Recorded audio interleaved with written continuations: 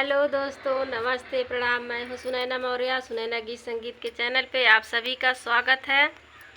और एक देवी गीत लेकर के आए हैं, सुनिए। आप लोग सपोर्ट कीजिए, लाइक शेयर सब्सक्राइब कीजिए, कमेंट करके ज़रूर बताइएगा आप लोग को कैसा लगा। कैले रहलू आदा भूला गैलू हो मई हर वाली मैया, कैले रहलू आदा भूला गैलू हो मई हर वाली मैया, भूला गैलू मैया, भूला गैलू मैया, भूला गैलू मैया, भूला गैलू मैया, कैले रहलू आदा भूला गैलू हो मई हर वाली मैया, किए रहू आदा भूला गैलू हो मई हर वाली मैया। पहिला त वादा मैया मलिया से कैलू, पहिला त वादा मैया मलिया से कैलू, पहिरत गजरवा भूला गैलू हो मई हर वाली मैया, पहिरत गजरवा भूला गैलू हो मई हर वाली मैया, कैले रहलू आदा भूला गैलू हो मई हर वाली मैया, कैले रहलू आदा भूला गैलू हो मई हर वाली मैया।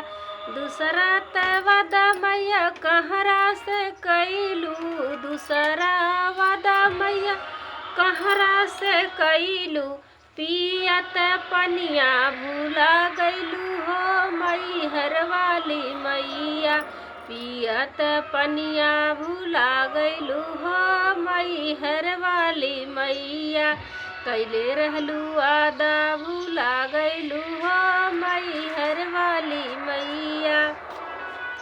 तीसरा वादा मैया सोनरा से कैलू, तीसरा त वादा मैया सोनरा से कैलू, पहिरत नाथियावा भूला गैलू हो मई हर वाली मैया, पहिरत नाथियावा भूला गैलू हो मई हर वाली मैया, कैले रहलू आदा भूला गैलू हो मई हर वाली मैया, कैले रहलू आदा भूला गैलू हो मई हर वाली मैया।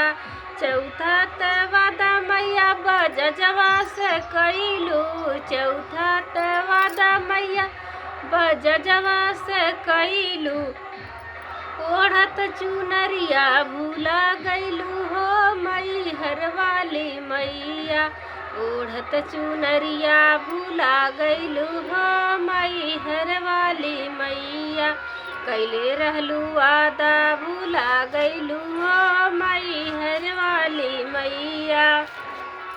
पांचवा वादा मैया मनिहरवा से कैलू, पहिला वादा मैया चूड़ीहरवा से कैलू, पहिरत कंगनवा भूला गैलू हो मई हर वाली मैया, पहिरत कंगनवा भूला गैलू हो मई हर वाली मैया। छठवा वादा मैया भगतन से कैलू, छठवा वादा मैया भगतन से कैलू, लेके पूजनिया भूला गैलू हो मई हर वाली मैया, लेके पूजनिया भूला गैलू हो मई हर वाली मैया, कैले रहलू आदा भूला गैलू हो मई हर वाली मैया, कैले रहलू आदा भूला गैलू हो